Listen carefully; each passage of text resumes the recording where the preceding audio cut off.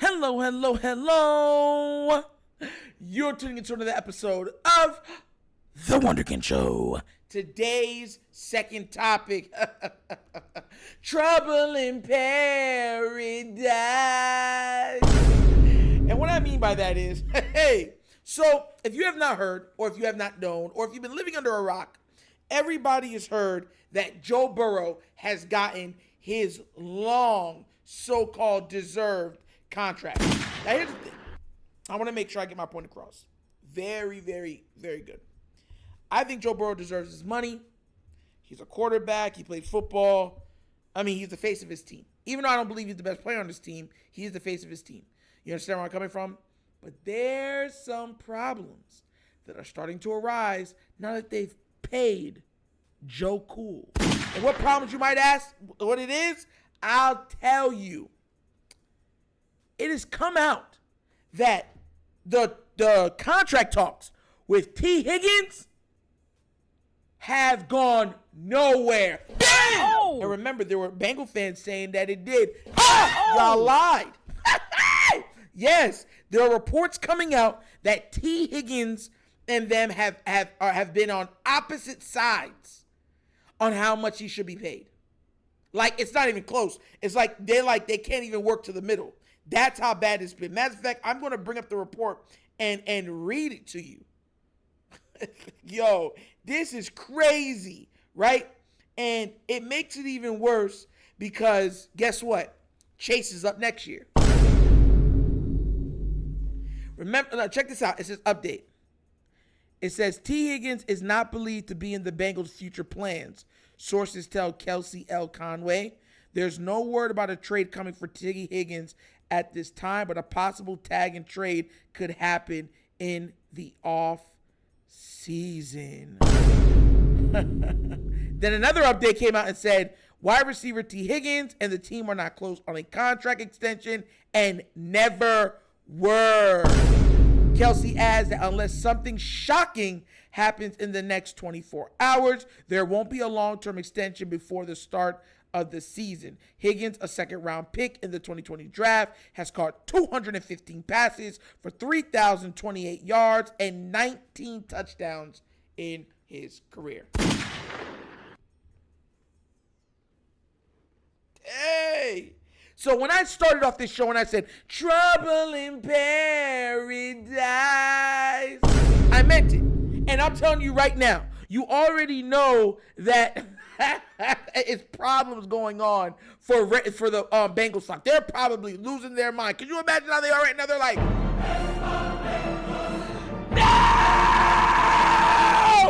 How dare you not bring back T? I'm tired of you!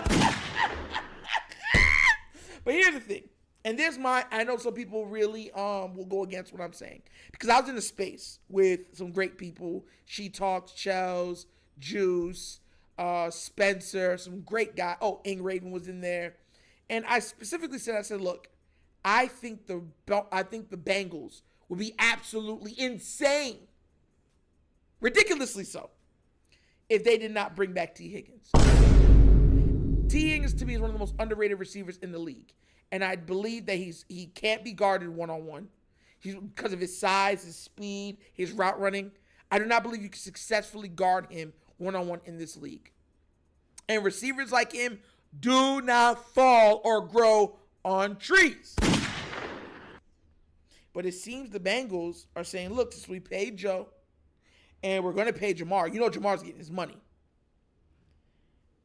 T might have to go. Now, this is funny to me because we've all heard as Raven fans that Joe Burrow, he's going to take less because he's Brady-like and he's going to do what's best for the team and y'all don't know what's best for the team and Joe knows what's best for the team. Am I tripping? Am I the only one that heard that? Because I know a lot of people did. They all expected him to take a hometown discount. They're not going to get that discount double check. And that man said, no bueno. No bueno. Yo, for anybody that's watching, I know I'm a big guy, whatever. If you have never tasted those bueno candies, I'm telling you right now, taste them. They're light and delicious. But straight up, the Bengals are looking like they're going to start fizzling and coming apart at the seams, because I don't think this team is the same without T. T is a matchup nightmare, especially in the red zone. What is he, 6'4", 6'5", something like that? Can leap like a gazelle, and he's fast. That type of production doesn't grow on trees. I'm sorry, it just doesn't. And he's been him and Chase have been the ultimate 1-2 punch, I think, outside of, Waddle and Tyreek, because I think that they're just, because of Tyreek. I think Waddle's crazy too, but Tyreek makes that duo go. But when I'm talking about those two saying young, no one's touching them. Nobody. And we haven't even brought up the fact that there's still Tyler Boyd on the team. So, they're going through some stuff. And it feels nice as a Raven fan, doesn't it? It makes you bask in the ambience. Knowing that there was a lot of people saying, when are you going to pay Lamar? You're never going to pay Lamar. He's going to go bye-bye and no more Lamar.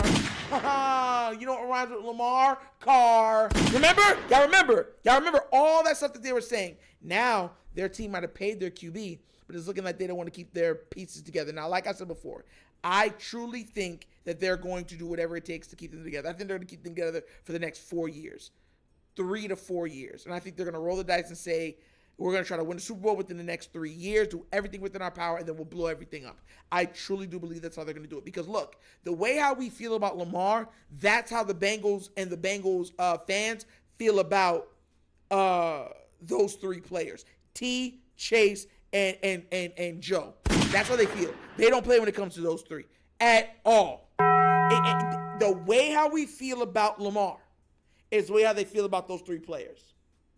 If they've never had anything like this, they've had a great receiver, a really good quarterback, and then a really good second receiver. TJ Houshmandzadeh, that one comes to mind immediately. I forgot the other guy that it went to. There's another one that was really good as a secondary wide receiver. I forgot his name. It's on the tip of my tongue.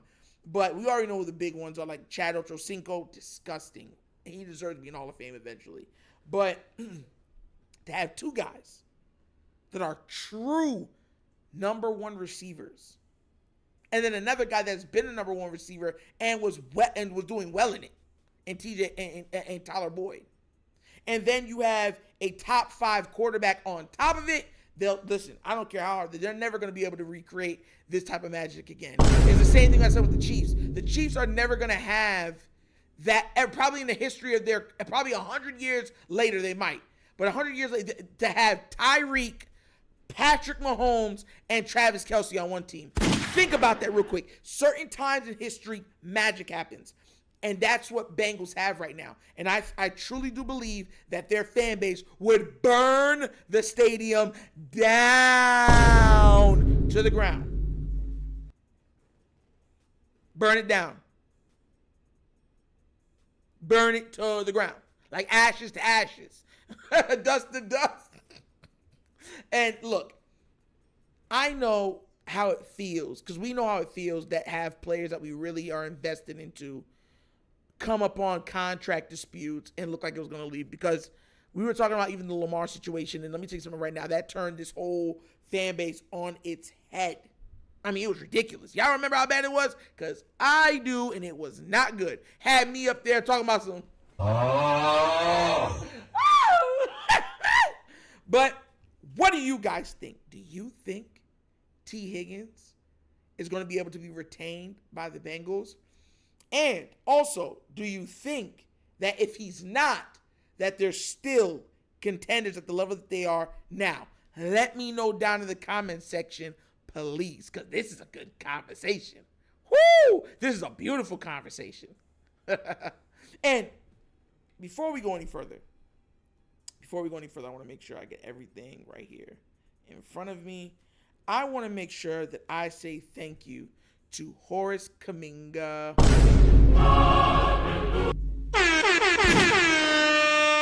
for donating $10, 10 hard-earned dollars to the Wunderkind Show.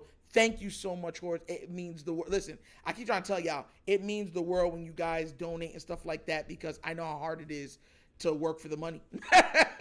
Money does not grow on trees. Even though it comes from a tree, it doesn't grow on any. So, shout outs. Thank you so much. The money will be used for content, better content and stuff like that. Thank you for investing your time and effort into this platform. It means the world to me, and I want to make sure that you know that. And I want to also give a big shout out also to your earthly shop for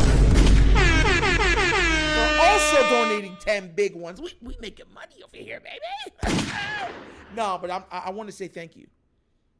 Words cannot express. I keep trying to tell people, a lot of work goes into the channel. It goes into making the stuff here, and you guys are amazing supporting the way that you do. And I wouldn't be at the level, or this channel be at the level if it wasn't for you guys. I'm being real with you. So for your earthly shop, Horace Kaminga, thank y'all so much for your donations. It does not go without notice, and I wanted to make sure I said in front of everybody, thank you.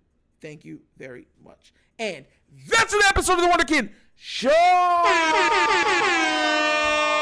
Thank you for watching. And how we get down, we have fun, and we laugh. But everything we talk about rooted in what? Facts and truth.